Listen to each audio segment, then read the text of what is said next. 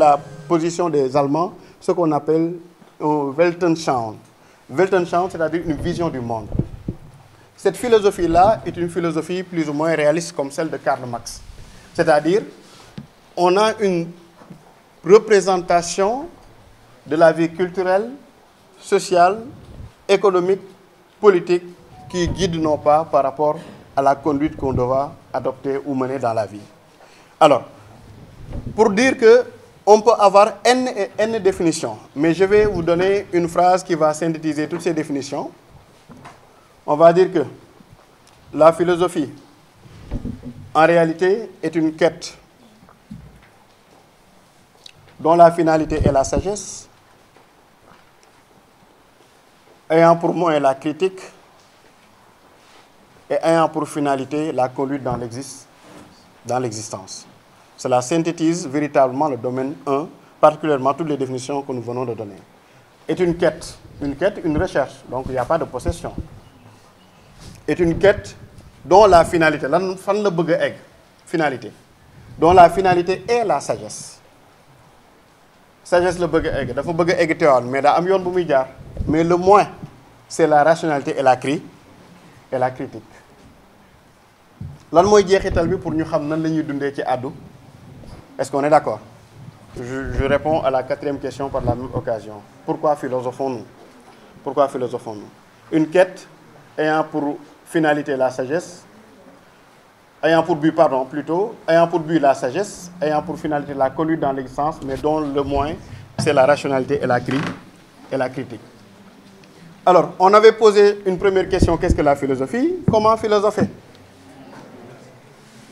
Par rapport au comment philosopher, il y va de la manière de philosopher. Parce qu'on ne peut pas répondre à l'objectif initial, c'est-à-dire identifier la spécificité de l'activité philosophique, sans pour autant savoir comment philosopher. Pour philosopher, il faut douter. Comment philosopher? Pour philosopher, il faut se replier sur soi-même. Comment philosopher? Pour philosopher, il faut penser par soi et pour soi-même.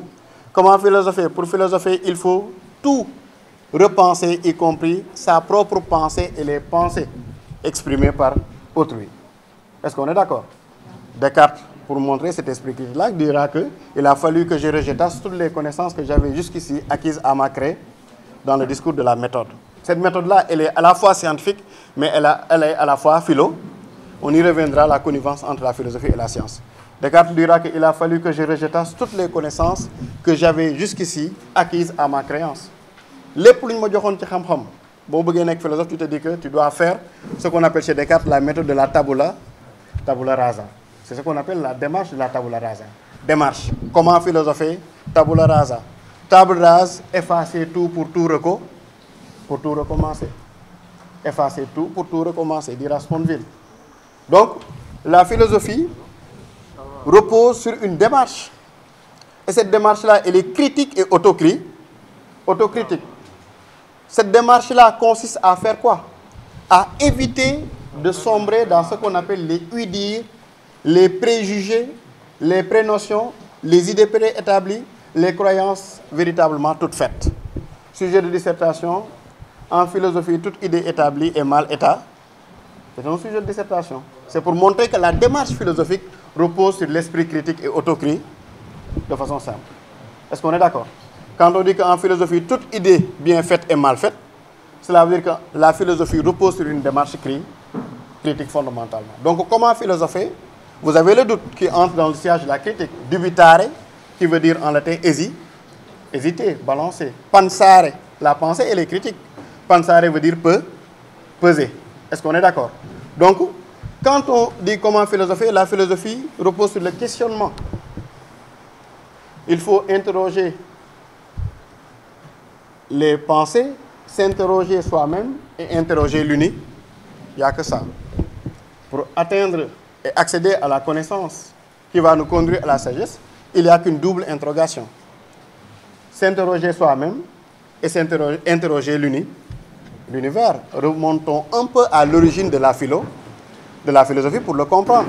Les précurseurs ou les premiers philosophes, école de Milet ou école de Délai, qu'il s'agisse de Thalès, de Pythagore, d'Empédocle, de Démocrite, d'Anaxagore et autres, tous les premiers penseurs qu'on appelait pré-socratiques sont venus avant Socrate. Ils ont manifesté ce désir-là d'accéder à la connaissance de l'uni. Voilà pourquoi ils sont en même temps ancêtres des philosophes et ancêtres de ce que nous appelons aujourd'hui les physiciens et les astrophysiciens, parce qu'ils voulaient comprendre l'uni en cherchant, on reviendra sur la métaphysique, en cherchant ce qu'on appelle la cause première ou l'élément principiel. Qu'est-ce qui est à l'origine de toute forme d'existence? Est-ce qu'on est d'accord? Donc pour revenir à ce niveau, on dira que effectivement la philosophie a une démarche. Et troisième question, nous avions dit, qu'est-ce qui distingue la philosophie des autres formes de connaissance? Pour comparer la philosophie avec les autres formes de savoir, il faut maîtriser la question première, qu'est-ce que la philosophie? Et il faut maîtriser la question seconde ou deuxième, à savoir comment philo. Vous avez besoin de ces deux éléments-là pour comparer la philosophie et les autres formes de connaissance. Philosophie n'est pas mythe, philosophie n'est pas science, philosophie n'est pas religion, philosophie n'est pas magie, philosophie n'est pas opinion au sens commun, parce que tout simplement, de leur définition, elles sont différentes, mais mieux encore, de par leur démarche, la philosophie est différente des autres formes de pensée ou autres modes de savoir. Est-ce qu'on est d'accord? Alors, un mode de savoir ou forme de pensée, tout ce sur quoi repose l'être humain pour accéder à la connaissance. Est-ce qu'on est d'accord? Fait fu nit jaar pour am xam-xam rek mode de savoir. La science est un mode de savoir, le mythe, la religion, etc. et j'en passe. Est-ce qu'on est d'accord? Maintenant, ce qui distingue principalement la philosophie des autres formes de pensée, c'est d'abord la critique. C'est d'abord la critique. Parce que la religion n'est pas critique, elle n'est pas autocritique. Le mythe n'est pas critique, l'opinion n'est pas critique, le sens commun n'est pas critique. Voilà pourquoi c'est un élément transversal. Transversal, si vous opposez philosophie à un mode de savoir, par force critique des nions. Est-ce qu'on est d'accord? Ça doit être une constante. Ça doit revenir parce que la religion n'est pas critique, l'opinion n'est pas critique, le mythe n'est pas critique, etc. Parce que le mythos, repose sur un récit qui est fabuleux. Un récit qui met en scène des êtres surnaturels et ayant pour finalité de donner l'origine d'un phénomène dans l'univers. Voilà pourquoi on dira que le mythe est éthologique. Éthologique, cela veut dire qu'elle cherche à déterminer l'origine d'un phénomène. Dans chaque peuple, vous avez des mythes. Est-ce qu'on est d'accord? L'autre aspect, c'est que le mythe a un aspect groupal ou collectif. On dira le mythe des Dogons chez les Maliens, on dira le mythe Wolof, on dira le mythe Diola ou le mythe Bantou. Alors que tout à l'heure, nous avions dit que la philosophie est une affaire personnelle. C'est un rapport de soi par rapport à la connaissance. L'autre aspect qui nous permet de distinguer la philosophie des autres formes de connaissance, c'est que la philosophie n'a pas de frontières par rapport au savoir. Souvent, j'ai l'habitude de dire comme Sponville que les philosophes sont gourmands. Je reprends le terme de Sponville. Le philosophe a bon appétit. La science a délimité une parcelle de l'univers pour accéder à la connaissance. Science donne à mankat phénomène yi ñoma tax a jóg ak le réel. Phénomène contraire nous-mêmes. Nous-mêmes, ce qui échappe aux organes de science, nous dem mukk naan qu'est-ce que Dieu? Est-ce que Dieu existe? Never ever. Parce que la science n'est pas intéressée par les nous-mêmes. Les nous-mêmes, pour reprendre un terme de Kant, un terme métaphysique. Est-ce qu'on est d'accord? La philosophie, elle, est intéressée par tout. Ça, c'est la logique d'Aristote. Tout à l'heure, j'ai cité un maître Platon, mais je cite ici Aristote, qui définit la philosophie comme une totalité de connaissances. Attention, il y a eu un piège. Un piège. Vous allez me dire, tout à l'heure, M. Sis, vous avez défini la philosophie comme amour, et l'amour implique le manque, le désir. Celui qui désire a conscience qu'il n'a pas ou qu'il n'est pas. Donc, comment peut-on définir la philosophie comme totalité de la connaissance? Attention, Aristote ne veut pas dire que le philosophe a la totalité de la connaissance, mais c'est lui qui cherche la totalité du savoir dans la mesure du possible. Voilà pourquoi tous les disciples d'Aristote et ceux qui ont suivi Aristote, ce qu'on appelle le lycée, l'école d'Aristote qui était appelée le lycée, les lycéens, en quelque sorte comme les lycées d'aujourd'hui, avaient plusieurs matières. Vous faites français, vous faites mathématiques, vous faites chimie, vous faites biologie, vous faites tout. Parce que selon Aristote, xam-xam, ben source rek la am. c'est l'unicité de la connaissance et du ça. Voilà pourquoi vous avez la métaphore de l'arbre qui a été reprise par Descartes. Toute la connaissance est un arbre. Oui, j'écoute. Oui, je vous écoute. Toute la connaissance est un arbre. Les racines, la méta, le tronc, la physique, les branches, les autres sciences, médecine, mécanique, biologie, que Descartes a cité, entre autres. Est-ce qu'on est d'accord? Descartes donne raison à Aristote, qui des siècles avant avait dit que xam-xam yépp ñoo bokk fi ñu jógee. Effectivement, parce que même si vous voulez xam Yàlla, foog nga xam li Yàlla bind. Est-ce qu'on est d'accord? Vous ne pouvez pas connaître le phénomène si vous ne connaissez pas le noumen. Est-ce qu'on est d'accord? Vous ne pouvez pas connaître la chose si vous ne connaissez pas la chose qui a causé la chose. Est-ce qu'on est d'accord? Voilà pourquoi Aristote est métaphysicien. En même temps, Aristote défend l'idée selon laquelle la philosophie s'intéresse à la totalité de la connaissance. On revient à notre mouton, ce qui distingue la philosophie des autres formes de pan. Parce que la science a délimité une parcelle du réel. Et mieux encore, la science découpe le réel en spécialités et en branches. Voilà pourquoi à l'université, on va dire qu'il suit telle branche ou telle branche ou telle branche. Les branches de l'arbre de Descartes. Il suit telle branche, biologie. Dans la biologie, on va dire non, non, non, defuma biologie, rek, mangi def microbiologie. Est-ce qu'on est d'accord? Parce que tout simplement, c'est pour des raisons d'efficacité et de pragma qui distinguent la science de la philosophie. Donc, l'autre élément de distinction entre la philosophie et les autres formes de pensée, c'est quoi? C'est surtout son caractère rédhibitoire, parfois même son caractère discursif. Discursif à partir du moment où elle est théorique, la philosophie. Cela ne veut pas dire que la science n'est pas théorique. La science aussi est théorique. On y reviendra. C'est la technique qui n'est pas théorique qui est pra, mais la science aussi théorique. Mais tout simplement, il y a les raisons du divorce entre science et philosophie. À partir du moment où la philosophie s'est voulu être une quête perpétuelle de la connaissance, la science s'est dit, attendons un peu, nous cherchons des réponses. Mais nous cherchons des réponses, pour reprendre Jaspers, ce qu'on appelle des réponses apodictiques. Des réponses apodictiques, cela veut dire des réponses qui peuvent véritablement être universalisées, concrètes. Quand je dis 1 plus 1 égale à 2, c'est une réponse qui est apodictique. On ne peut pas en douter. Mais on vous dira que oui, la philosophie est un champ de bataille où il n'y a ni vainqueur ni vaincu. Chaque penseur qui arrive, qui met en avant sa pensée et en remettant en question les autres pensées pour voir sa propre pensée être remise en question. C'est ça la philosophie. L'ambigolo, le kudjuk dano. C'est ça la philosophie. Parce que chaque penseur qui vient remet en question les autres pensées pour établir sa pensée, laquelle pensée également sera remise en question par les pensées qui viendront. En philosophie, être véritable philosophe, c'est tuer son maître. Pour reprendre, je pense, Georges Gervich. Ce qu'on appelle tuer son maître de pensée, parce qu'on n'a pas de maître de pensée. Il faut que véritablement Karl Marx remette en question Hegel, c'est normal. Il faut que également Platon remette en question Socrate, c'est normal. C'est ça la c'est ça la philosophie. L'autre remarque également, c'est que les modes de pensée que nous venons d'évoquer, excepté la science, ne reposent pas sur l'usage exclusif de la raison. Pour revenir en arrière, j'avais dit tout à l'heure que tout ce qui est philosophique est rationnel, mais tout ce qui est rationnel n'est pas philosophique. Parce que le discours scientifique est rationnel, mais il n'est pas philosophique. Est-ce qu'on est d'accord? Donc, là, on a spécifié la philosophie, on ramasse vite. Mais également, pour spécifier la philosophie toujours, répondre à la question comment philosopher, répondre à la question que vaut la philosophie, pourquoi philosophons-nous?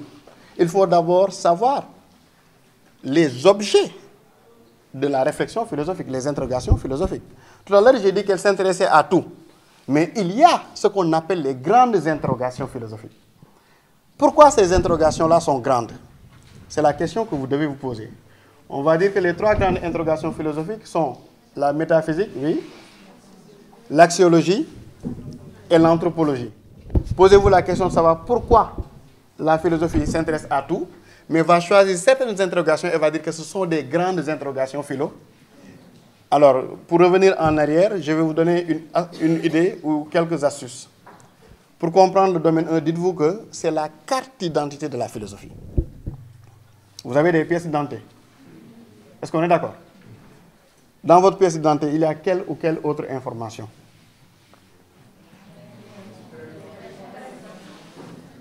Ce n'est pas ça seulement. Il y a prénom, nom, adresse, date et lieu de naissance, parfois même la taille. Hein? La taille, le sexe. Dites-vous bien que le domaine 1 donne toutes ces informations-là sur la philosophie. Est-ce qu'on est d'accord? Date et lieu de naissance. La philosophie est née au 6e siècle avant Jésus, crue en Grèce antique, selon certains, selon d'autres en Mésopotamie, selon d'autres en Égypte. Je ne reviendrai pas sur les détails, hein, sur les débats sur les origines de la philosophie, parce qu'il y a les chers antediopis, les panafricanistes et les hellénistes comme Heidegger. Est-ce qu'on est d'accord? Mais surtout, par rapport à l'identité de la philosophie, il faut comprendre que, surtout, la philosophie est cette réflexion-là qui repose sur 3 grandes interrogations qui font sa spécificité et qui marquent son identité. C'est ce que l'identité philosophie. Si vous avez métaphysique de philosophie, ce n'est pas une philosophie. Selon certains même, c'est l'essence de la philosophie. Et à l'adage que l'on dit à l'université pour les étudiants en faculté de philosophie et chez les profs de philosophie, on dit que nul n'est philosophe s'il n'a pas encore fait de la métaphysique. Tout à l'heure, j'ai parlé d'Aristote, j'ai parlé de Descartes. Ah oui, pour eux, la métaphysique, c'est la philosophie par excellence. Ah oui, Dieu existe-t-il? Métaphysique. Est-ce que l'âme existe? Métaphysique. Si elle existe, est-elle immortelle? Métaphysique. Qu'est-ce que la mort? Métaphysique. Pourquoi nous sommes condamnés à mourir? Pourquoi vivre si nous sommes condamnés à mourir? Métaphysique. Est-ce que cela a un sens? Voilà pourquoi ce sont les grandes interrogations philosophiques. Je vais vous dire pourquoi elles sont grandes. Parce qu'elles sont universelles et intemporelles, à bon entendeur. Elles sont universelles. Universelles, moi, madame, vous êtes Niakhène, donc vous poser. Vous êtes États-Unis, donc vous poser. Vous êtes Dar Khoudoss ou Tivaouane, faut monter ces questions-là vont traverser l'esprit. Elles sont universelles. La mort, tout le monde la vit, même si on ne peut pas vivre en mourant. Mais la mort existe partout. Est-ce qu'on est d'accord? Universelle donc. Mais également intemporelle. On se pose cette question. Nous sommes en train de nous la poser et les générations futures vont se les poser. Intemporelle et universelle. Est-ce qu'on est d'accord? Si une question n'est pas universelle, elle n'est pas métaphysique. Si elle n'est pas intemporelle, elle n'est pas métaphysique. Le bonheur, universel et intemporel. Est-ce qu'on est d'accord? L'autre aspect, c'est que ce sont des questions, les questions métaphysiques. J'utilisais tout à l'heure le terme de noumène. Elles échappent, leurs objets, les objets de la métaphysique échappent à nos organes. Est-ce qu'on est d'accord? Nous avons 1 litre de bonheur là. Nous avons 1 kilogramme de bonheur là. Nous avons des mungini. Est-ce qu'on est d'accord? On n'a jamais vu la mort. Est-ce qu'on est d'accord? Aucun de nos organes de sens ne peut saisir la mort. Donc, il faut aussi, on peut critiquer David Hume pour dire qu'il y a des connaissances qui échappent à l'expert. Est-ce qu'on est d'accord? Attention, scientifique, l'autopsie, la cause de la mort, mais science, lan mooy dee intéressé wu ko mais lan moo rey nit ki lay moo ko intéressé médecin légiste bi bu ñëwee tëji yaramu nit ki di xool lan moo ko rey tuberculose la wala sida wala ndangam sangam cause mort bi lay xool le comment. Tout à l'heure j'ai oublié de distinguer les deux en posant la question d'une part du comment et la question du pour. Science le comment lay intéressé wu alors que la philosophie cherche le pourquoi. Pourquoi existons-nous? Pourquoi sommes-nous? Lan moo tax li tax lan moo tax àdduna toujours pour remonter aux premiers penseurs Anaxagore et autres. Est-ce qu'on est d'accord? Maintenant c'est la nature des questions qui sont métaphysiques. Maintenant faut aussi il faut faire attention. La philosophie déploie la raison pour comprendre ce qui échappe à l'expérience. Je vous donne quelques éléments pour répondre à ce débat-là épistémologique. Je reprends le postulat. La philosophie dit que man damay wut xam-xam mais xam-xam bi may wut par force ci xel lay jaar mais mu war a dem nag war a xam kan mooy yàlla ba xam am na wala déet dee ba xam am na wala déet lànk ne xel rek lay utiliser y a problème. Voilà pourquoi Kant va trancher ce débat-là un peu pour dire que il faut dire que la métaphysique ne peut pas faire figure d'une science objective mënul nekk science mënul nekk lu ñu yóbbu ci xam-xam lan moo tax parce que dafa bëgg course ba pare jël bal tirer ko ci tànk bi ne damay daw pour faire simple on va dire que souvent la raison avait l'habitude d'appeler ses adjoints les organes de sens raison bu daan am xam-xam danaan woo ses organes de sens c'est-à-dire je sais qu'il fait jour le verbe savoir je sais qu'il fait jour qu'est-ce qui me permet de savoir qu'il fait jour parce que maa ngi gis mes organes de sens ñoo transmettre information boobu ma cogiter raisonner ma ne ok du guddi ñu ngi ci bëccëg est-ce qu'on est d'accord souvent la raison a été accompagnée par les organes de sens mais au moment de connaître ou de vouloir connaître les noumens la raison dit que attention yéen organes de sens yi toog leen fii yàlla intéressé wu leen la mort ne vous intéresse pas l'âme ne vous intéresse pas parce que vous ne pouvez pas les connaître voilà pourquoi les interrogations métaphysiques véritablement seront remises en question il faut comprendre pourquoi on a critiqué la métaphysique alors l'autre interrogation c'est la question ou la grande interrogation c'est l'interrogation axiologique les valeurs qu'est-ce que la vertu question qui revient dans vos œuvres au programme avec Socrate les valeurs le bien c'est quoi les valeurs le mal c'est quoi les valeurs ce sont des interrogations purement philosophiques l'autre interrogation nous la verrons l'interrogation anthropologique nous la verrons dans le domaine 1 en résumant le domaine 2 pardon la vie sociale et enfin pourquoi philosophons-nous là il y a beaucoup de sujets qui reviennent enjeux perspectives finalité de la philosophie on répond tout simplement à une seule question que vaut la philosophie est-ce que am na njariñ comparé à la science qui nous aide dans notre vie quotidienne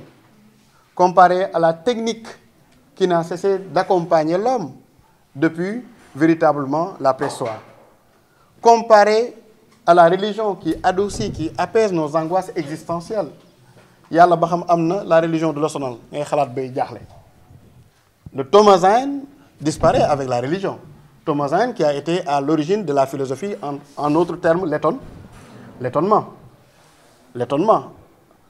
jaaxle du am ci diine parce que toutes les questions trouvent leur réponse dans les saints livres ou dans les livres sacrés donc la religion apaise au moment où la philosophie suscite des angoisses particulièrement des angoisses existentielles est-ce qu'on est d'accord maintenant lan mooy njariñam bu ñu fekkee ñu am jàmm mu dindi ñu ci jàmm jooju lan mooy njariñam si la philosophie bouleverse les croyances les traditions les coutumes les modes de vie la cité nous dira un penseur a toujours été hostile aux philosophes l'exemple de Socrate qui a été condamné l'exemple d'Anaxagore qui a été brûlé vivant l'exemple de beaucoup de philosophes Giordano Bruno et j'en passe qui ont été exilés pour dire que le philosophe est un éternel individu qui dérange dans la société un anticonformiste qui ne suit pas les coutumes qui ne respecte pas les normes une épave un marginal comme Diogène.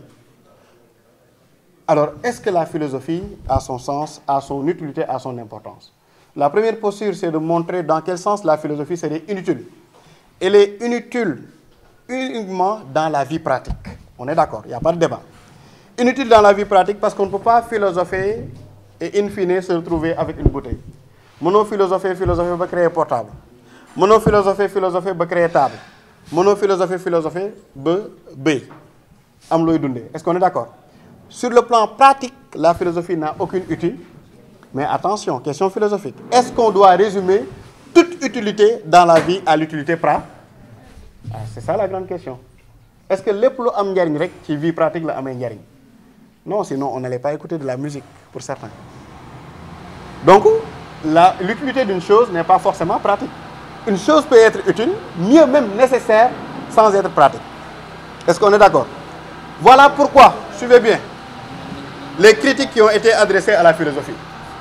Par rapport à l'homme du sens commun, de l'opinion, que reproche-t-on à la philosophie? On reproche à la philosophie d'être sénile, d'être un bavardage inutile, d'être une activité puérile. Ces adjectifs-là qualificatifs sont très importants pour critiquer la philosophie.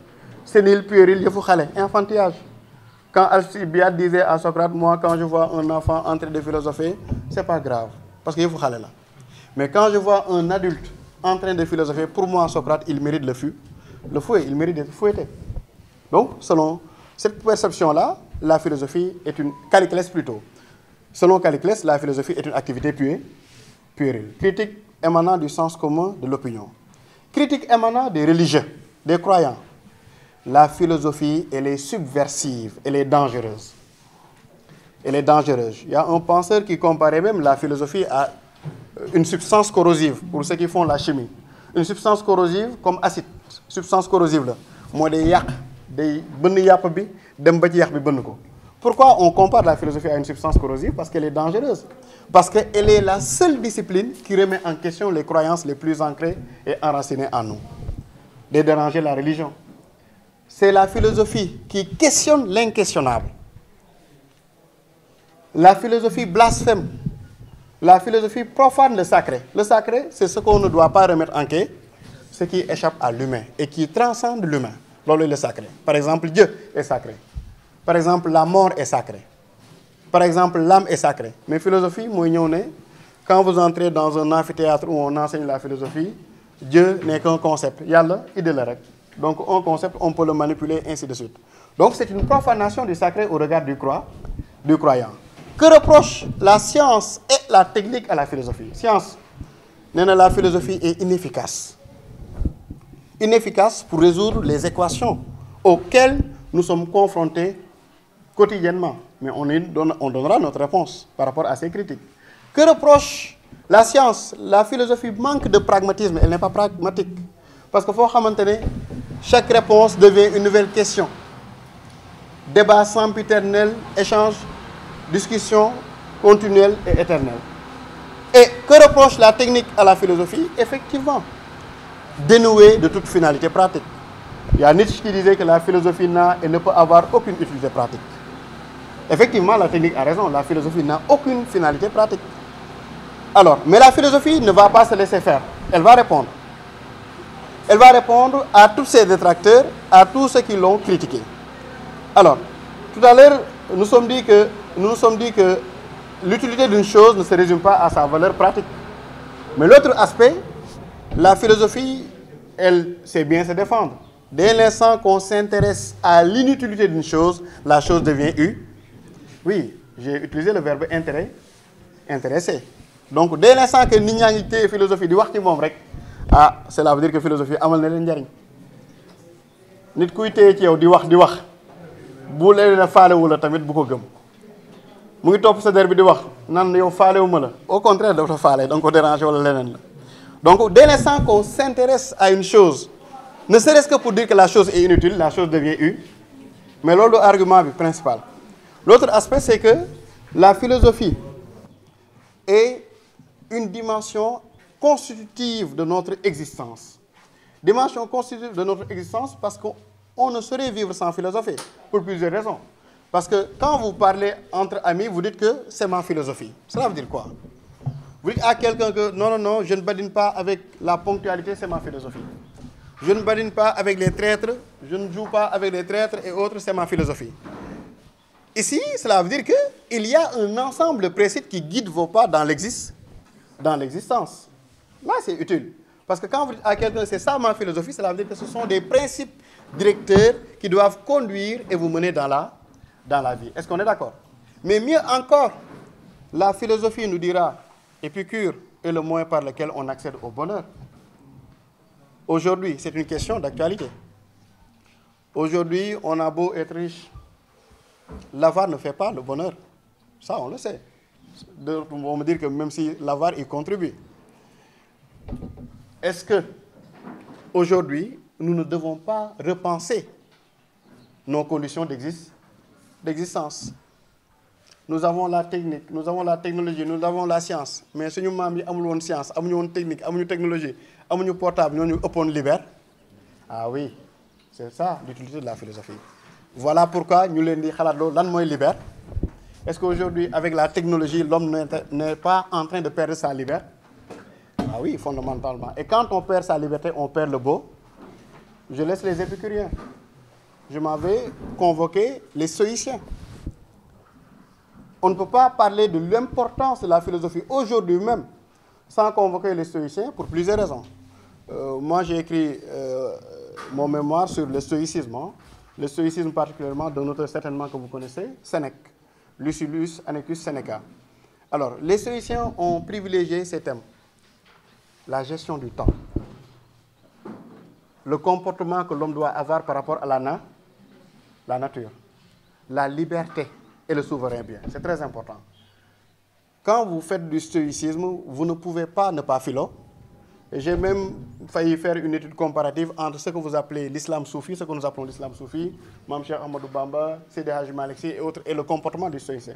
Parce que stoïcien bi nee na nit dafa am lu mu réere mbir lu mu comprendre xamul ne addunaam dafa dépendre de la nature. Tout à l'heure nous visitions la forêt à Ndémen. Effectivement, nous ne savons pas que la nature est une condition nécessaire et qui n'est pas sine qua non, mais une condition nécessaire par rapport à notre existence. Mais léegi ñu koy soog a xam bi ñu demee ba ñun la main de l'homme, selon Descartes qui a voulu être maître et possesseur de la nature, mais loxo boobu tey moo yàq àdduna avec le réchauffement climatique. Les stoïciens des siècles avant nous avaient averti nit bu bëggee dund ci jàmm day xam ni muy dundee ak nature. Pourquoi j'ai évoqué le soufisme? Parce que chez les soufis soo demee nga dagg xobu garab rek te utiliser woo ko bàkkaar la. Parce que tu ôtes une vie à l'humanité. Am na benn njariñ parce qu'il y a l'écosystème. Lii mooy lekk lii chaîne de causalité que l'on retrouve chez les stoïciens bien sûr avec le déterminisme. Ce qui fait que ni waroo tee benn rab di ko rey wala di ko torturer, waroo tee benn gàncax di ko dagg te utiliser woo ko pour faju wala pour sérieux wala pour leneen. Est-ce qu'on est d'accord? Les stoïciens nous ont enseigné également que pour vivre heureux, il faut vivre libre. Tout à l'heure, j'ai évoqué la technologie. Ah oui. Moi, je ne peux pas me départir. Je suis philosophe, mais je ne suis pas libre. Parce que je ne peux pas me départir de mon téléphone portable. J'attends un appel de Pape Biram ou j'attends un appel de tel ou de tel ou de X. Je suis dépendant. Au lieu que ma propre invention me serve, au contraire, je suis au service de ma propre invention, moi, homme. Ça, c'est problématique. Au lieu que l'homme se sert de sa propre invention, mais c'est l'homme lui-même qui est asservi par sa propre invention. Asservi, service, on y reviendra avec la liberté. Sert, celui qui sert est esclave et n'est plus libre. Est-ce qu'on est d'accord? Qu'est-ce qui est esclave? Nous dira les stoïciens. Qu'est-ce qui est esclave? Nous dira Épictète. Kan mooy esclave? Kan moo ñàkk liberté am? Mooy ki nga xamante ne nanguwul ndogalu yàlla. Nanguloo laa di. Ku nangu ndogalu yàlla doo sonn doo. Les stoïciens nous apprennent à identifier deux choses. Les choses qui émanent de nous et les choses qui ne émanent pas de nous. Il y a ce qu'on appelle la contingence et la nécessité. Terme yooyu jàpp leen ko bu baax pour la liberté, hein? Ça pourrait revenir. Contingence et nécessité. Et contingent, tout ce qui arrive mais pourrait ne pas arriver. Et nécessaire, ce qui arrive, qu'on le veuille ou pas. Nit bu nekkee di ñaxtu di xultu di waxtu ci ndogalu yàlla day sonn. Est-ce qu'on est d'accord? Vous avez perdu un être cher, vous vous lamentez, vous essayez de vous morfondre. Cela veut dire que vous n'avez pas compris le sens de la vie selon les stoïciens. Il y a des choses qui dépendent de moi et des choses qui ne dépendent pas de moi. Attention, cela ne veut pas dire que vous devez être fataliste. Je cite souvent Seigneur Babacar Sy, yàlla ñu ko yàlla fayal, qui dit que sabab lu leen te bu leen sukka, voilà, déterminisme et nécessité, contingence et nécessité. Ah, sabab lu leen te bu leen sukkandiku. Le fataliste, il est dans le sukkandiku. Mais qui sabablu, il fait des efforts, il n'est pas fataliste. Vous êtes candidat au bac. Vous êtes là, vous faites des efforts, vous révisez, vous avez appris, vous êtes inscrit. Et vous serez, Inch'Allah, présent le jour du bac et vous ferez de votre mieux. Cela veut dire que vous n'êtes pas fatal. Sinon, vous avez toog seen kër mais ah yàlla bind na ñi am bac ba pare. Est-ce qu'on est d'accord? Ce sont des leçons de vie pour mener notre existence. Le temps, la gestion du temps, très important. C'est la raison pour laquelle la philosophie est aujourd'hui actuelle. Il y a toujours le même Sénégal qui disait que oui, l'homme se plaint souvent de son temps, du temps qui lui est imparti de vivre. Nit ku nekk ngi naan aw ma jot monsieur Ciss mu ngi naan aw ma jot assemblée dañoo am liggéey stoïcien nee na ñëpp a am jot mais malheureusement dañoo xamul nan la ñuy gérer suñu temps et souvent on dépense beaucoup d'énergie et beaucoup de temps dans ce qu'il appelle la dispersion. Dispersion mooy pari foot. Dispersion mooy dépendant ci série novelas TV wala Nollywood dispersion mooy lan di werante ci làmb ji tout le temps dispersion mooy lan les jeux ainsi de suite même qui dund 10 ans am na lu utile à son existence quelque chose qui pourrait être utile à l'humanité. Est-ce qu'on est d'accord? Donc on peut donner plusieurs arguments pour dire que la philosophie est utile même par rapport à la science. Parce qu'aujourd'hui, en Europe, on ne peut pas mettre à la disposition de l'humanité une découverte scientifique sans pour autant convoquer les philosophes. Par exemple, je donne un exemple. La loi bioéthique. Éthique, c'est une problématique philosophique. Qu'est-ce qui est bon? Qu'est-ce qui a rapport avec le bon et le mauvais? Puisque ça n'intéresse pas la science, on s'est rendu compte qu'à chaque fois que la science et la technique ou la technoscience mettaient en avant leurs inventions et découvertes au service de l'humanité, il y avait des conséquences néfastes et négatives. On s'est dit que désormais, il faut que la science soit surveillée par la philosophie. Utile à la religion. Pourquoi elle est utile à la religion? Parce que une croyance qui n'est pas éclairée par la raison est une croyance aveugle. Et une croyance aveugle conduit au fanatisme. Une croyance aveugle conduit à l'obscurantisme. Une croyance aveugle conduit à l'intolérance. Intolérance, man ak moom bokkuñu gëm-gëm, bokkuñu sëriñ duñu juboo, bokkuñu xeet duñu juboo. Est-ce qu'on est d'accord? Voilà pourquoi il y a même le pape Jean-Paul II qui disait que la foi et la raison sont comme les deux ailes qui permettent à l'esprit de s'envoler vers la contemplation de la vérité. Il y a même Averroès, disciple d'Aristote, qui disait que képp ku taxaw di wax ne philosophie àndul ak religion wala amul njariñ religion xamul li xew. Puisque Averroès était un imam, son nom arabe c'est Ibn Rushdi. Quand vous parlez aux imams, ne le dites pas Averroès, il faudra le dire Ibn Rushdi. Alors, il était imam et c'est le plus grand commentateur et analyste d'Aristote, l'un des plus grands élèves ou disciples d'Aristote. Averroès nous dit, même ñi jullit, je donne un exemple, j'aurais pu prendre l'exemple, je l'ai fait avec Jean-Paul II chez les catholiques. Averroès nous dit, mais yàlla li muy wax ñun jullit yi mooy xam leen moom balaa ngeen maa jaam. Posons-nous la question de savoir. Alxuraan nag moo ko commencé. Ce n'est pas jullil, wooral, mais lan lañ wax iqra qui peut se traduire comme lire, mais également apprend. Celui qui apprend va à la quête de la connaissance. C'est un raisonnement très cohérent et très logique d'Aristote. Voilà, d'Averroès Ibn Rushd. Voilà pourquoi, pour autant de raisons et tant d'autres, on peut dire que la philosophie est utile. Alors, je ne sais pas, il est pratiquement... Est-ce qu'on peut enchaîner avec le domaine 2 vite fait? Parce que je dois... J'essaie avec le domaine 2. Où les élèves peuvent donner... S'il n'y a pas de questions. S'il n'y a pas de questions, oui. S'il n'y a pas de questions sur le domaine 1. Sinon, vous pouvez choisir soit le domaine 2 ou le domaine 3 ou le domaine 4. Je résume vite fait parce que...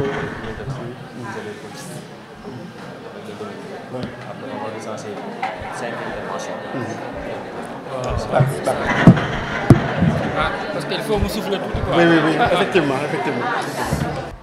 L'objectif principal du domaine 2, intitulé la vie sociale, c'est d'amener les élèves à réfléchir sur l'homme. Voilà pourquoi j'avais réservé tout à l'heure la question anthropologique. Les interactions entre hommes et les problématiques liées à ces interactions. Je reprends.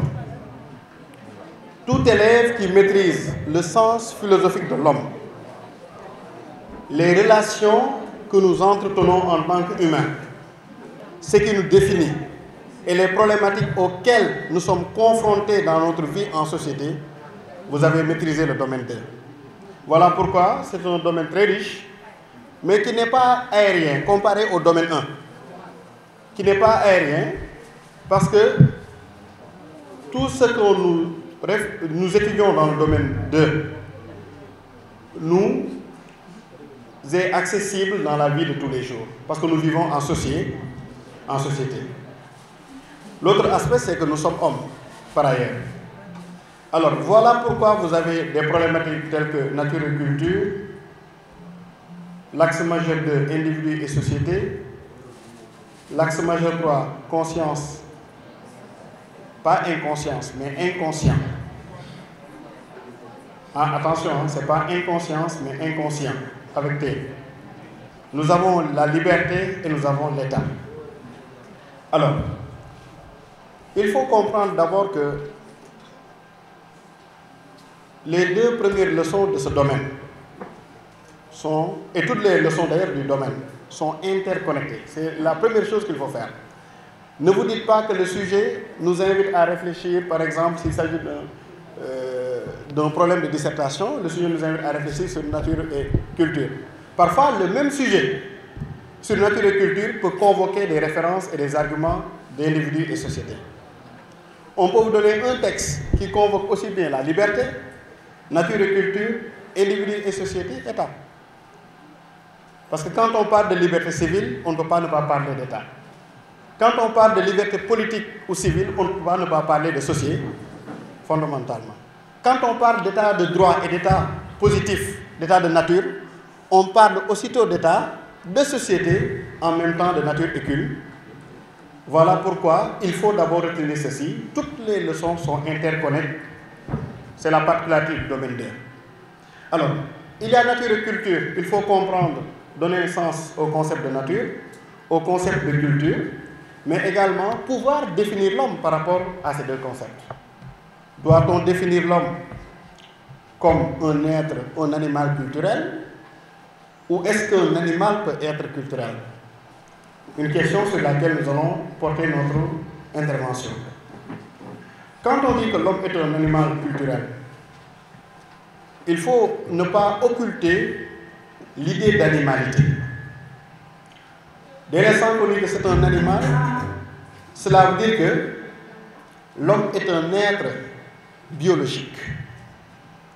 Biologique, c'est-à-dire un être vivant qui appartient à une espèce qui vient avec des caractéristiques et des traits physiques distincts. Ce qui fait que je peux identifier un homme d'un poisson. Donc je peux identifier un homme d'un lion, etc. Parce qu'il y a des traits physiques et biologiques. Par exemple, la bipédie en fait partie. Tout à l'heure, je parlais d'universalité. Nous avons des traits universaux et universels.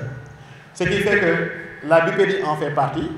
Quand je prends le poisson, mais tous les poissons ont un trait universel distinctif. Cela veut dire qu'ils ont des nageoires. Est-ce qu'on est d'accord? De la même manière, il y a des traits biologiques, physiques, distinctifs qui renvoient à notre nature, Nassor, c'est-à-dire qui nous accompagne dès la naissance, Nassor. Ce qui nous accompagne dès la naissance. C'est très important. Quand on dit que l'homme est un animal culturel, l'idée d'animalité implique quoi? Mais nous sommes des animaux, certes parmi tant d'autres animaux, mais nous avons des besoins biologiques à accomplir. Manger, boire, dormir, faire des rapports sexuels, pour ne pas dire s'accoupler comme les animaux. Ce sont des besoins biologiques, parce qu'il y a des questions biologiques qui nécessitent des réponses biologiques. Mais attention, de tous les animaux, nous sommes les seuls à apporter une pluralité de réponses à nos occupations ou questions biologiques. J'aime souvent citer Emmanuel Kant quand il dit la nature a voulu que l'homme tire lui-même sa propre existence de lui-même. Quand Kant nous dit que la nature a été généreuse vis-à-vis de l'animal en général et économe vis-à-vis de l'homme. Économe, moi, une nature dafa nay ci nit, mais très généreuse baax ci animal. Il faut dire que l'animal a tout ce dont il a besoin, biologiquement parlant, selon son patrimoine génétique. Biologiquement parlant, l'animal a tout ce dont il a besoin. Pour se protéger contre le froid, l'ours polaire n'a pas besoin de hammock ou d'arouac ou de manteau, ou de veste, ou de costume. Est-ce qu'on est d'accord? Pour survivre dans le désert, le dromadaire n'a pas besoin de réservoir d'eau parce qu'il est incorporé son réservoir. Est-ce qu'on est d'accord? Pour vivre et tirer sa subsistance de la nature, l'animal a son corps et a la nature. La relation entre l'animal et la nature est une relation immédiate. Immédiate, cela veut dire qu'il n'y a pas d'intermédiaire. Vous allez comprendre le pourquoi du travail et pourquoi l'activité animale est distincte du travail humain. Je ne dirais pas travail animal, mais je dirais activité animale. Parce que le travail est un fait culturel. Et en tant que fait culturel, le travail est un fait humain. Alors que quand l'araignée tisse ses toiles, elle fait appel à son corps, à la nature existante. Alors que quand l'oiseau fait son nid, elle fait appel à son corps, à la nature existante. Quand chaque animal tire sa subsistance de la nature, c'est un rapport immédiat avec l'environnement naturel extérieur. Et ce qui permet à l'animal de tirer sa subsistance de la nature, lui a été transmis de façon génétique ou héréditaire. Est-ce qu'on est d'accord? Il y va de son patrimoine biologique et génétique. Contrairement à l'homme, nous pouvons être tailleurs. Mais attention, rien ne nous dit que notre fille ou notre fils sera tailleur. Nous pouvons être architectes et avoir un enfant médecin. Nous pouvons être médecins, avoir un enfant agriculteur. À la fois, c'est un couteau à double tranchant, c'est dialectique. Pourquoi? Parce qu'à partir du moment où l'homme n'est rien dès la naissance, il peut tout devenir à l'aveugle. Est-ce que vous comprenez un peu? C'est la spécificité de l'homme. Voilà pourquoi j'avais réservé la question anthropologique dans le domaine 2. À partir du moment où nous sommes rien en naissant, nous pouvons tout devenir. Mais l'animal, nous dira Fichte, un penseur allemand, l'animal est fini, il a terminé sa formation. Mais nous, hommes, nous avons besoin de culture. Pour nous humains, nous avons besoin d'éducation. À bon entendeur, les éléments culturels. Nous avons besoin d'instruction. Nous avons besoin de formation. Éducation, on nous inculque des valeurs.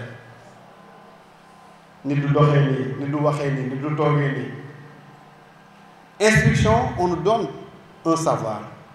Formation, on nous donne un savoir-faire. La culture a plusieurs dimensions. J'ai parlé de savoir-être, éducation, savoir, savoir-faire, Est-ce qu'on est d'accord? Donc, il y a une dimension matérielle de la culture et une dimension immatérielle de la culture. Voilà pourquoi même quand certains anthropologues se sont efforcés de voir toutes les définitions qui existaient dans le monde concernant la culture, ils se sont retrouvés avec plus de 170 définitions pour montrer que la culture se définit de façon polysémique, avec plusieurs sens, mais également de façon plurivoque. La culture peut avoir le sens de civilisation. S'il y a un historien, on saura que la civilisation parfois peut être matérielle. Quand je dis la civilisation égyptienne, je fais allusion aux pyramides et autres. La civilisation, merci beaucoup, peut être immatérielle, comme les mathématiques chez les Grecs.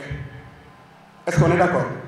La culture également peut être définie comme, de façon résumée, tout ce que l'homme a soit ajouté à sa nature ou à la nature. Lépp nit yokk ci àdduna bi te fekk ko fi woon wala mu yokk ko ci boppam, c'est culturel. Les ponts, les bâtiments, les voitures, les bouteilles, les habits, c'est culturel. La dépigmentation, c'est pas naturel, c'est culturel. Les cheveux naturels, non naturels, c'est culturel.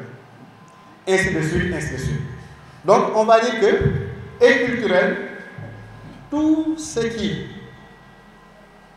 n'accompagne pas l'homme dès la naissance et qui tient de la société à laquelle il appartient et qui lui permet de vivre avec ses semblables de façon convenable.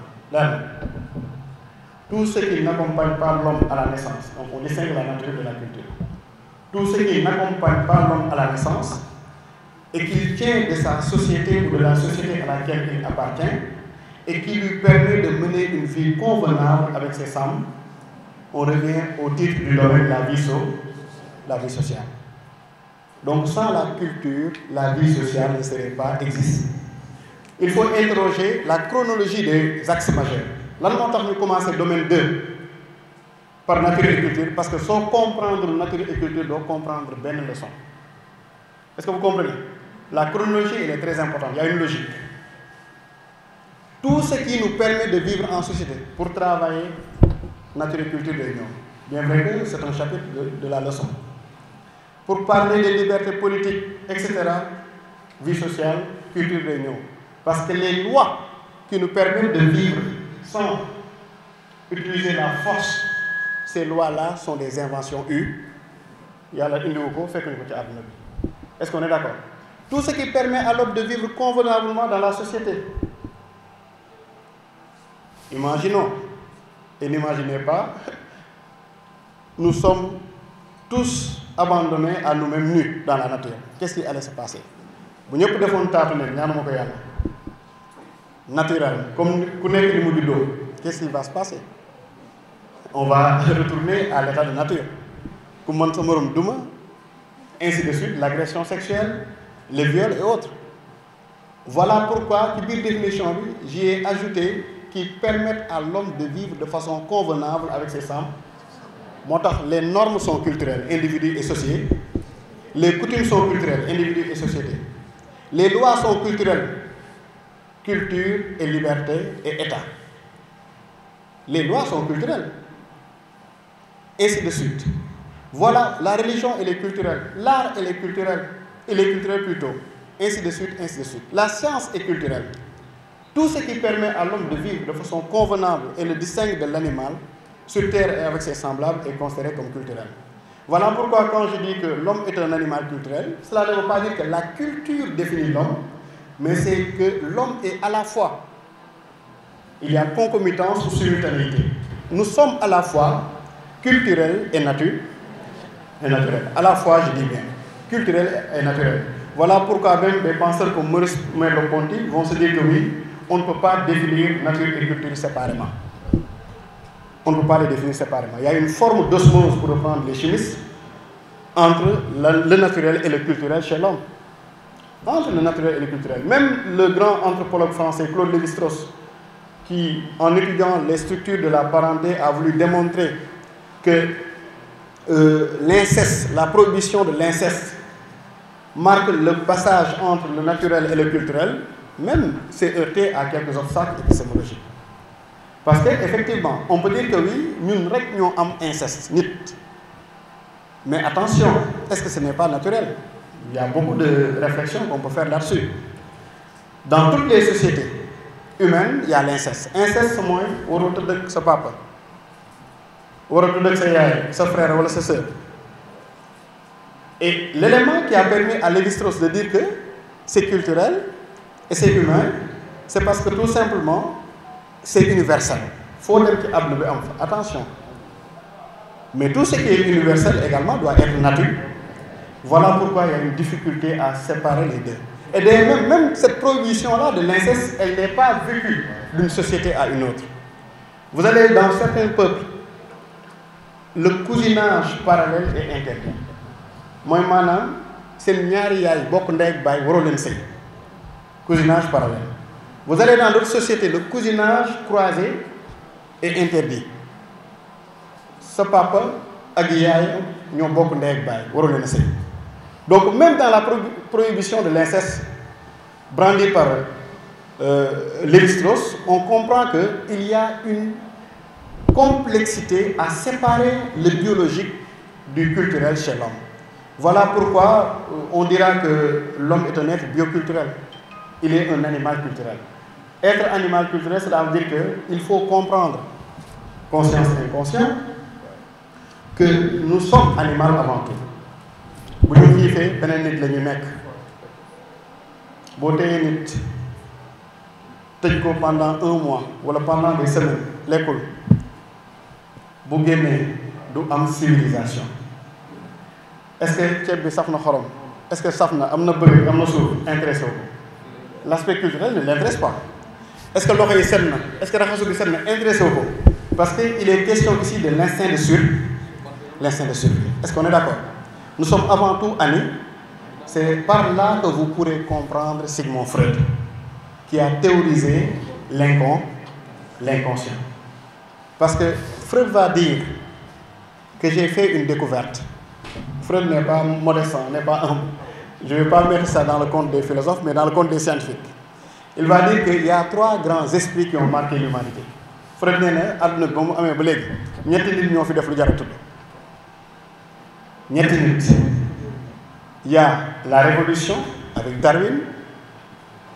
Il y a également l'évolution avec Darwin, l'évolutionnisme. Il y a la révolution avec Copernic et Galilée, mais il y a également le grand Freud. Freud nee na nit ñi ba àdduna de àdduna ba léegi ñetti nit ñoo fi def lu jar a tudd. Pourquoi révolution? Parce qu'il veut se faire comprendre.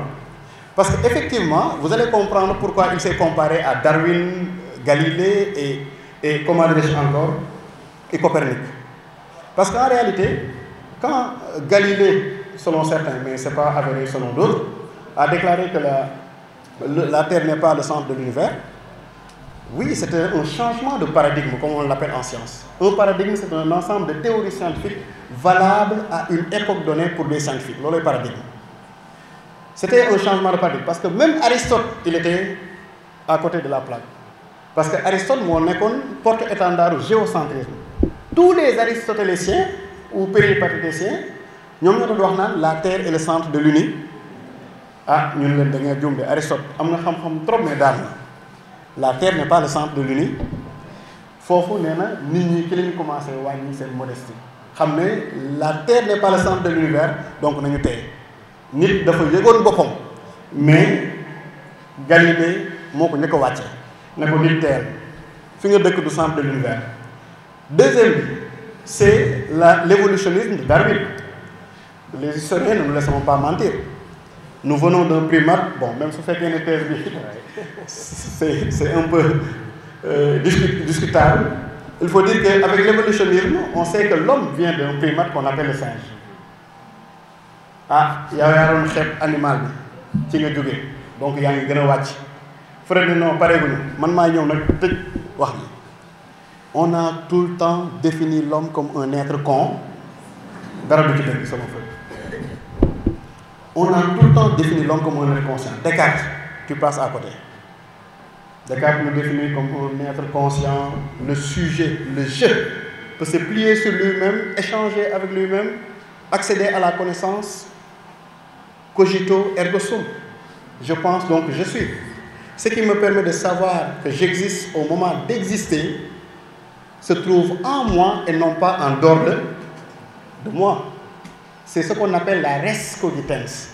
Res cogitans, la chose ou la substance pensante. Selon Descartes, nous sommes des choses pensantes. Mimesis est une chose pensante parce que ce qui lui permet de penser est indépendant des autres substances. Alors, une petite parenthèse, chez Descartes, Dieu est une substance. Hein? Une substance, c'est quelque chose qui existe indépendamment des autres existences. Mais nous sommes des substances pensantes. C'est-à-dire notre pensée nous donne l'information selon laquelle nous existons au moment d'exister sans que véritablement on soit déterminé de l'extérieur. Alors, le sujet je chez Descartes est très important à partir du moment où on comprend que nit rek mo mën lool. Nit mo mën a toog di wax ak boppam. Pensare, quand l'âme dialogue avec elle-même, a dit Socrate. Ni mo meuna tok nan bi xel nan ma defal li bi xel nan ma defal li. Peut-être c'est ce qui aurait induit en erreur Descartes. Seul l'homme peut se penser en tant qu'élément en train de penser quelque part dans l'uni. L'homme est conscience. Est-ce que c'est clair? Je sais que je suis. Je sais qu'au moment d'exister, je suis actuellement à Niakhé. Est-ce qu'on est d'accord? À Pékès, pardon. Je sais qu'au moment d'être en Pékès, je suis en train de faire une synthèse. Je sais qu'aujourd'hui, c'est le 28 juin 2025. La conscience, comme scientia, accompagnée de savoir, c'est le savoir que j'ai de moi-même, de tout ce qui m'entoure et de ma propre existence. Lorsque je pousse Descartes, le sujet, le je existe. Mais attention, Freud nous dit, on a commis une grave erreur. Ce n'est pas avéré. Parce qu'en réalité, conscience, c'est l'inconscient. On revient à la nature. Qu'est-ce qui fait que parfois, je pose des actes manqués. Actes manqués, je repasse les habits de mon mari, je confonds le fer à repasser au téléphone portable. C'est un acte manqué. Je confonds les noms de mes propres enfants. Ce sont des actes manqués ou des lapsus. Cela veut dire qu'il y a une partie de notre schisme qui échappe à notre contrôle et qui peut déterminer notre acte, notre action. Est-ce qu'on est d'accord? Donc, j'ai fait exprès d'insister sur conscience-inconscient parce que les élèves ont souvent peur de cette leçon. Les élèves ont souvent peur de cette leçon qui est très riche, que je trouve même absurde qu'on la sorte dans le programme de la série S, parce que pour être un bon médecin, il faut faire conscience-inconscient. Pour être un bon psychiatre, un bon psychologue, il faut faire conscience-inconscient. Maintenant, toutes les leçons sont liées, je termine. Donc, même la liberté. Ah oui, on nous dit nul n'est censé ignorer la loi. Il y a un état de droit qui n'est pas l'état de nature. Si l'état de nature, là, si je suis état de nature. Mais je vis dans une société, vie sociale. Je vis dans un état de droit qu'on appelle Sénat. Il y a des lois. Elles émanent de la volonté générale selon Jean-Jacques Rousseau. Ces lois-là émanent de la volonté générale, elles sont impersonnelles et objectives. Loi de Santoul Sonko, Santoul 6. Mais loi du Sénégal la santé. Cela veut dire que, en réalité, non seulement elles s'imposent à nous tous, coercitives, comme les normes d'ailleurs, elles s'imposent à tous, mais en même temps, personne ne doit les transgresser, sous peine d'être sanctionné. Donc, quand je suis devant le juge, pourquoi on me juge? Parce qu'on dit que la conscience est juge d'elle-même. Pourquoi on me juge? Parce que, monsieur Sis, dans le don dawal, mandi, bi ngay dawal mandi, def excès de vitesse, gagne doomu jambo, dañ lay tëj. Non, monsieur le juge, j'étais ivre. Mais avant d'être ivre, je savais qu'en buvant de l'alcool, je serais ivre. Je sais le verbe savoir, comme scientia accompagné de ça, savoir. Mais attention, parfois, nous ne sommes pas accompagnés de savoir. Et quand l'inconscient agit, la responsabilité de l'homme n'est pas engagée. Et si la responsabilité de l'homme n'est pas engagée, la présence de l'inconscient, comme l'a voulu Freud, remet en question notre liberté. L'homme n'est pas libre. S'il a un inconscient, il n'est pas libre. S'il est dominé par ses pulsions et désirs sexuels, il n'est pas libre. Donc, toutes les leçons sont interconnectées. L'essentiel, c'est de comprendre que vous serez amené à réfléchir sur une problématique. Donc, puisque l'heure, je ne peux pas trop développer, puisque l'heure nous... Comme le disait certains poètes, autant suspend ton vol. Maintenant, pour ne pas voler du temps à l'honorable député, nous allons passer à la série de questions. Sur ce, il y aura 6 interventions, 2 à Pekes, 2 à Niaken et 2 à Chilmaha. Les questions vont sur toutes les leçons bien. Toutes les leçons. Voilà, donc vous pouvez poser les questions concernant toutes les leçons du programme. Voilà, du programme d'une manière générale. 15 heures de m'assemblée. 15 heures. Donc, ça va être juste ça. Ça va être liberté. L'une, l'État est-il une menace pour la liberté? L'autre, quels sont les inconvénients et les avantages d'un État fort en termes de liberté individuelle? Alors, il faut savoir que, effectivement, la relation entre l'État et la liberté est problématique.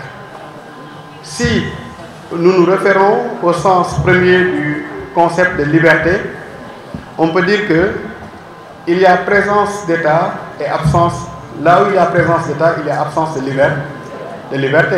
Parce qu'un État, d'abord, ce sont des frontières, définition physique. Un État, ce sont des lois. Un État, ce sont des institutions. Mais un État également, c'est un pouvoir et une autorité politique.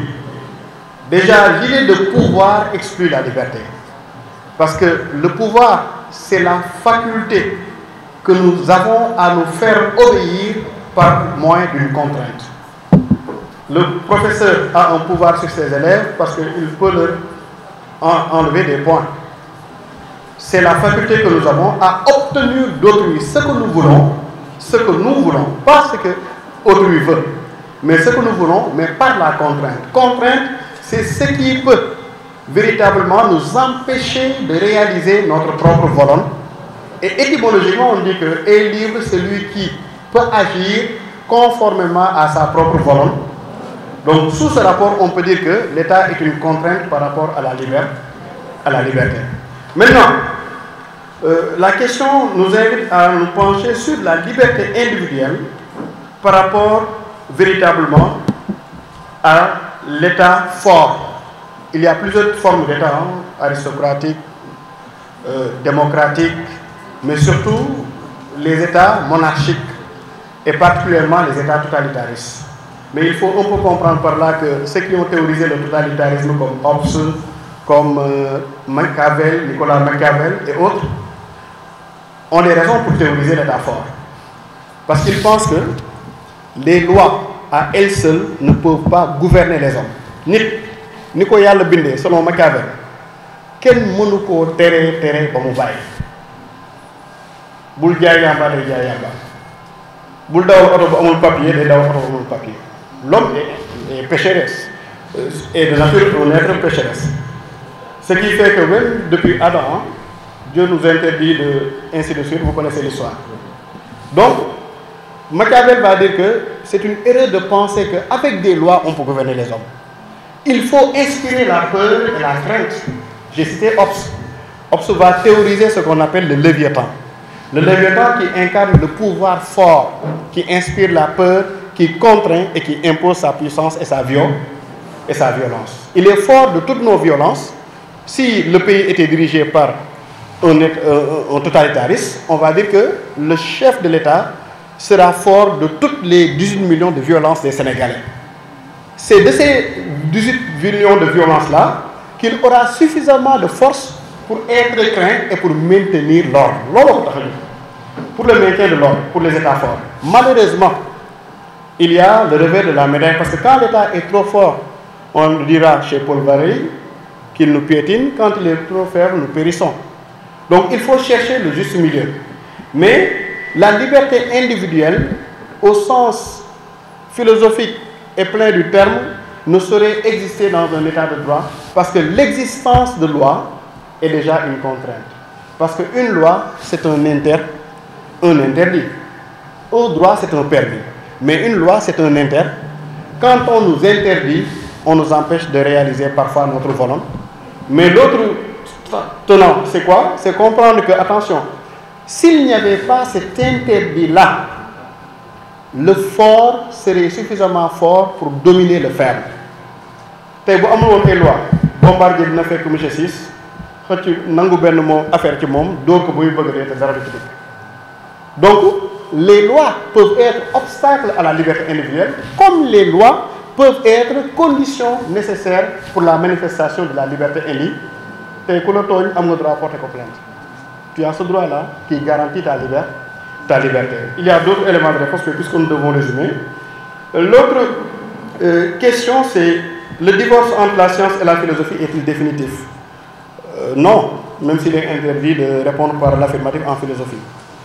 Parce qu'il y a un divorce, certes, depuis l'émergence de la pensée rationnelle, mais quand même, il faut savoir qu'aujourd'hui, tout à l'heure dans mon exposé, j'ai évoqué le fait que aujourd'hui, lorsqu'il s'agit de mettre à la disposition de la population une découverte scientifique, on convoque les philosophes pour montrer qu'il faut que la philosophie soit véritablement vigilante par rapport à l'activité scientifique. En résumé, j'utilise souvent le terme de garde-fou. Vous connaissez les garde-fous lorsque vous montez les escaliers. Vous avez besoin de garde-fous pour ne pas tomber. Si la science veut aider l'homme à mieux vivre sur Terre, telle est sa finalité, elle a besoin véritablement de la philo, parce que la science ignore le bonheur de l'homme. On ne peut pas aider l'homme à être heureux si on ne pose pas la question de savoir comment être heureux, question que posent les philosophes. On ne peut pas aider l'homme à lutter contre ses angoisses si on ne sait pas ce que c'est que l'angoisse existentielle. Donc le divorce n'est pas définitif et aujourd'hui, la philosophie et la science sont appelées à travailler de pair. La troisième question, l'activité artistique relève-t-elle plutôt du travail ou du jeu? Vous êtes dans la perspective nietzschéenne. Le travail, c'est le propre de l'art. L'artiste, il sue et il s'essuie chez Nietzsche. Le travail détermine une œuvre d'art qu'on va appeler plus tard un chef-d'œuvre. Il va citer même Beethoven. Beethoven, pour ceux qui connaissent la musique, c'est un grand auteur-compositeur allemand. Alors, il va dire, vous prenez les carnets de Beethoven, une chef-d'œuvre ou une œuvre musicale de Beethoven, vous prenez les carnets de Beethoven, c'est un exemple selon Nietzsche parfait pour dire que l'artiste, il fait, il défait, il refait pour parfaire. Je donne un exemple. Je suis Wally Seck, je suis artiste musicien. Chaque jour, je fais des répétitions. Est-ce qu'on est d'accord? Chaque jour, pourquoi je vais au studio? C'est parce que je travaille. Parce que je pense que l'art ne repose pas exclusivement sur une inspiration divine comme chez Platon, comme chez Victor Hugo. Non, ça n'existe pas chez Nietzsche. Ça se comprend parce que Nietzsche était contre les métaphysiciens, Nietzsche était contre tout ce qui était croyance. Voilà pourquoi il croit en l'homme, à ses capacités à s'améliorer, à se perfectionner sans cesse. Voilà, dans la perspective nietzschéenne, on peut dire que l'art repose sur le travail. Dire que l'art est jeu, là vous pouvez faire appel aux fonctions de l'art, parce que parmi les fonctions de l'art, il y a la fonction ludique qui renvoie au jeu. Par exemple, l'œuvre d'art peut manifester véritablement cet aspect-là dilettant qui nous permet de jouer, qui nous permet de nous divertir et véritablement qui nous permet de ne pas nous enfermer dans des carcans et autres. Maintenant, il y a une autre perception qu'on peut se faire de la question quand on dit que l'art relève-t-il du jeu? On ne peut pas jouer et produire une œuvre d'art, à vrai dire. On ne peut pas jouer et produire une œuvre d'art, mais ce qu'on peut, en mettant en relation le concept d'art et le concept de jeu, c'est pour dire que parmi les fonctions et les formes de l'art, on peut retrouver l'aspect dilettant, ce qui renvoie au jeu, ou l'aspect ludique. Est-ce qu'on est d'accord? Ensuite, pour la question concernant la religion exclut-elle le savoir? La religion n'exclut pas le savoir. Mais le rapport qu'entretient la religion au savoir est un rapport tout particulier. La religion est détention et possession du savoir. Détention et possession du savoir. Et la religion pense que, parmi les attributs qu'on donne à Dieu, c'est un être omniscient qui détient la quintessence des connaissances. Il s'appelle Ghalibul Ghaib et Ghalibul Ghuyub, Seigneur du connu et de l'inconnu, alors que nous, êtres humains, nous cherchons à connaître le connaissable, alors qu'il y a le connaissable, l'inconnu, et dans le connaissable, il y a l'inconnu. Voilà pourquoi, au regard de toutes les religions, la vérité, elle est détenue. La religion pense que la vérité est sa propriété, le savoir est sa propriété. Voilà pourquoi, souvent, la religion, elle est dogmatique. Voilà pourquoi elle est dogmatique. Et voilà pourquoi on parle de textes sacrés, c'est-à-dire qui échappent à toute emprise de remise en question et de critique. Donc c'est ça ce qu'il faut comprendre par rapport au rapport entre la religion et le savoir. Mais elle n'exclut pas le savoir. J'ai donné tout à l'heure l'exemple de l'islam. On nous demande de chercher la connaissance et c'est une belle transition pour répondre à la question de mon collègue quand il nous demande de chercher le savoir du berceau au tombeau. C'est ça, hein? Donc il faut dire que je ne vais pas donner ma langue au chat, mais je ne suis pas ce qu'on appelle un disciple de Hermès, le dieu de l'interprétation. Mais il faut comprendre que, puisque c'est un adage que l'on prête aux religieux, il sera très difficile à la philosophie de s'y prononcer, hormis faire une critique de la proposition. Quand on dit qu'il faut chercher le savoir du berceau au tombeau, ça c'est chez les musulmans, la conception que nous avons du savoir. Maintenant, pour montrer peut-être que qui fait notre essence, l'essence de l'humanité, l'essence d'une chose, c'est ce sans quoi la chose n'est pas. En philosophie, il faut comprendre ces concepts. L'essence d'une chose, c'est ce qui fait que la chose est, et sans laquelle la chose ne serait pas. Et ce qui fait l'essence même de la religion musulmane, c'est le savoir. Il faut se pencher sur la vie de Aïcha. Il faut se pencher sur la vie du prophète paix et salut sur lui. Alors, d'autres mots diront que oui, l'encre du savant est plus sacrée que le sang du martyr. Une manière de dire que l'islam, en tant que religion, place le savoir au-dessus de tout. Est-ce qu'on est d'accord? Raison pour laquelle le savoir doit être en amont comme en aval de l'existence humaine. Du tombeau. Et l'autre aspect maintenant philosophique qu'on peut retenir, c'est qu'effectivement, il y a même du savoir à tirer, à prendre ou apprendre par rapport même à la naissance. Ni ngay juddoo rek xam-xam jàng 9 mois ba li nga juddoo rek xam-xam la déjà. Am na beneen interprétation bu ñu ci mën a def mais peut-être le temps ne le permet pas. Ba ci tomb bi nañ lay dencee nan nga ñëwee les mains vides nan ngay delloo. Métaphysiquement parlant, il y a beaucoup de réflexions qu'on peut faire là-dessus. Ensuite, pour terminer, la liberté consiste-t-elle à faire ce qui nous plaît? Ce qui nous plaît, c'est ce qui nous convient, ce qui véritablement, ce que nous admirons, ce qui nous convient, ce qui convient véritablement à notre être, à notre âme et à nos états d'âme. Mais attention, si tout le monde faisait tout ce qui lui plaît, alors la vie sociale serait compromise. La liberté n'est pas faire ce qui nous plaît. Quand vous dites oui, man free, je suis libre, je fais ce que je veux, quand je le veux, comme je le veux, où je le veux. Ça, c'est une perception, on va dire vulgaire, du concept de liberté. D'ailleurs même, on ne peut pas faire ce que l'on veut quand on le veut, ou on le veut comme on le veut. Je vous renvoie à Spinoza et à Leibniz, les déterministes, qui pensent que oui, toute chose existe par une cause déterminée. Donc, même yow ci sa jëmmi bopp mënoo def la neex heure bu la neexee saa bu la neexee ak nu mu la neexee. Donc déjà ça c'est problématique de dire que je suis libre quand je fais ce qui me plaît. Par ailleurs, nous vivons en société dans un état de droit. Je l'ai dit tantôt, si tout le monde cherchait à faire ce qui lui plaît, il n'aurait plus la possibilité de faire ce qui lui plaît. Dañuy retourner ci état de nature. D'accord, yaa mën kii yaa ko mën nangu nga li yor jaay nga ko doole dem nga sa yoon. Mais souvent, on va rencontrer que leur doole. Telle est même la raison de la constitution de l'état de droit selon Thomas Hobbes. Donc voilà pourquoi ici, la liberté ne peut pas se résumer à faire ce qui nous plaît, parce que ce qui nous plaît peut être une entrave à la liberté. Même quand on est religieux et croyant, faire ce qui nous plaît est un obstacle à la liberté. Je vous remercie. Merci honorable pour cette brillante conférence que vous avez faite à l'endroit des élèves, mais aussi à l'endroit des gens qui cherchent le savoir d'une manière générale. Sur ce, nous allons terminer en beauté en donnant la parole au président de l'entente des patriotes du cœur des profondeurs, qui est un homme vraiment déterminé pour la cause sociale, qui est un homme qui est tellement disponible pour l'intérêt d'une manière générale du Kayor. Docteur Abdoulaye Gueye, vous avez la parole. Dans la langue de coach, parce que c'est plus simple pour nous tous. Nous sommes honorable député Ousmane Ciss.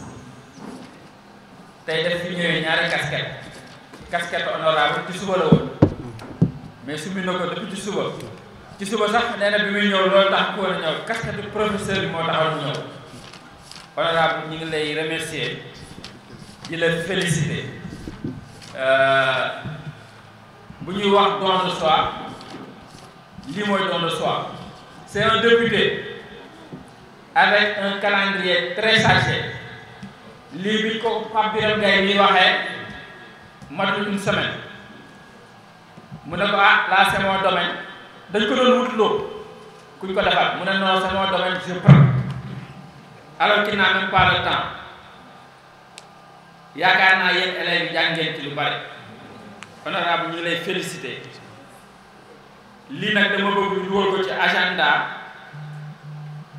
boo xam ne chaque année incha allah nga ñëw carrière de profondeur bu la ko sa jot maye dañ lay ñaanal nag jot gi nga gaaw ko ñàkk mais bu la ko jot gi maye vraiment nga ñëw defal ñu ko parce que les élèves en ont besoin parce que yeneen dans les villes chaque année dañ koy def mais dans les zones rurales c'est pas évident donc vraiment di la féliciter waat xam nañ jot gi bëriwul Adama ñu lay nuyu di la remercier yaak ñoom góor ak ñëpp ci organisation bi coordonnateur Pape ñu lay remercier parce que lii mu mën a am yaa ci jàpp yaak Mari Ndiaye nag dañ déggoowul ki coordonné lii pour man dani ma mi ngi ñaaxaan bu may dem Thiès yóbbaale ko nekk dafa nekk Thiès ne bu may ñëw mu indaale ko on s'est pas compris malheureusement donc looloo tax ñëwul mais c'est lui qui a coordonné on le félicite coordonnateur Abdourahmane ñu lay féliciter Massamba Mama ñu leen di nuyu di leen féliciter di remercier proviseurs yëpp des 3 lycées yi nga xam ne ñoom ñoo yombal lii parce que bi ñu leen koy wax xaw na yéex mais ñoom ñëpp kenn tagu ci baat parce que bu ñu ñëwoon déet benn élève du fi ñëw ñu ngi leen di remercier seen professeur philosophie ñoom tam ils ont eu confiance à leur collègue bu ñu nee leen seen benn collègue moo ñëw ñoom ñëpp dañoo d'accord juste di terminer rek par un conseil yaakaar naa jàng yëpp xam-xam bu bare examen yi c'est dans 2 jours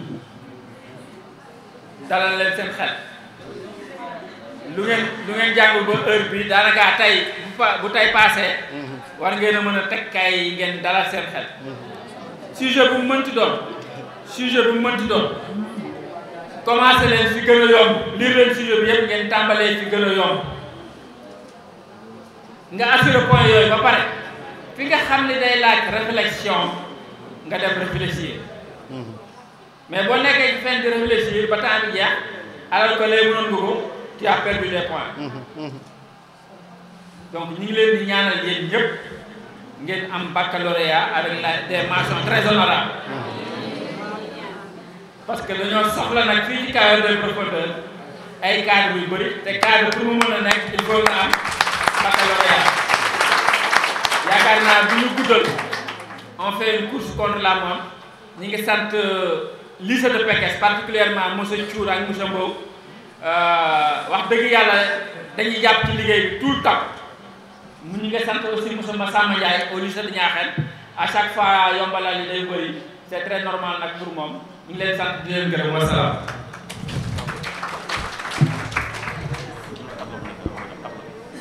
yàlla lii bu amee yow la li ci war lépp yow yaa ko def ñu ngi lay jaajëfal baax di dolli conseil rek parce que du doy xam leen ne Pape ngeen jëm damay wax ne man c'est le diplôme le plus sérieux au Sénégal ñëpp ay xam ne da ngay def Pape ana diw ñoom def les gens qui se soucient de vous kon nag xalaat leen ñooñu mais aussi ngeen xalaat seen bopp xalaat sa bopp nag mooy bu la stress yóbbu ci yenn yi mënoo leen a jàng 9 mois même pas 2 heures de temps voire 4 heures de temps ngeen di yàq lépp ci ay détails wala ci ay ñàkk réflexion.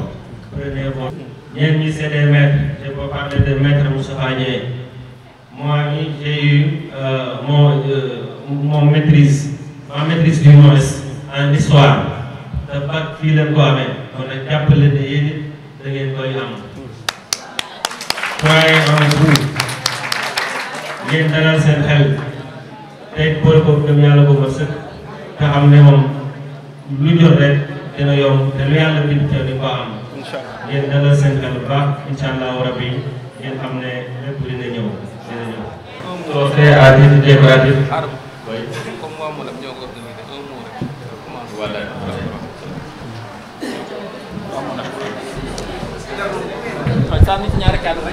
jërëjëf salaamaaleykum mbooloo ñu ngi leen di nuyu jiitu mënuñu wax lu ñu fi waxul professeur ñi ngi lay nuyu di la jaajëfal di la encourager affaire bi lii rekk la fi nga teg sa tànk foofu la parce que pour être député il faut être utile à la société vous avez été tête de liste on s'est battu corps et âme pour votre élection mais en retour yaa ngi delloo naar bi xorom si foofu la di wax élèves yi ni leen vraiment je pense que vous avez appris yàlla na leen yàlla suturaal ba après le bac le Kayor des profondeurs am ay mention yu bare yàlla mën na ko yàlla def di la jaajëfal docteur ci initiative bi ci jàpp gi te bàyyi yow it ngeen ñaanal ko ba li nga xam ne nisër na ko ci le Kayor des profondeurs yàlla defal ko ci lu kawe njort parce que lépp loo xam ne wax nañ ko comme initiative il est derrière mais financièrement il est toujours là kon yéen tam moom tamit ngeen ñaanal ko yàlla suturaal ko gën koo kàttanal ba lépp loo xam ne bëgg nañ ko def mu am ay moyens yu mu ko defee ñi ngi leen di sant yéen ñëpp di leen gërëm les coordonnateurs ñi ngi leen di sant di leen gërëm doyen Gora ñi ngi jégalu bu baax ci kàddu gi waruñu woon a wax ca nga nekk fi ñi ngi leen di sant di leen gërëm di leen souhaiter encore bonne chance pour le bac salaamaaleykum wa rahmatullah. daanaka wax na lépp waaye nag mënuñ fee teew ñu mel ni te duñ fi jël kàddu parce que li ñu commencé mooy nuyu bu baax honorable comme ni ko ñëpp waxee jotom rek ak tey ni mu demee ci moom mënoon na tax ba mu am ngànt waaye xam ni li ko askan wi doon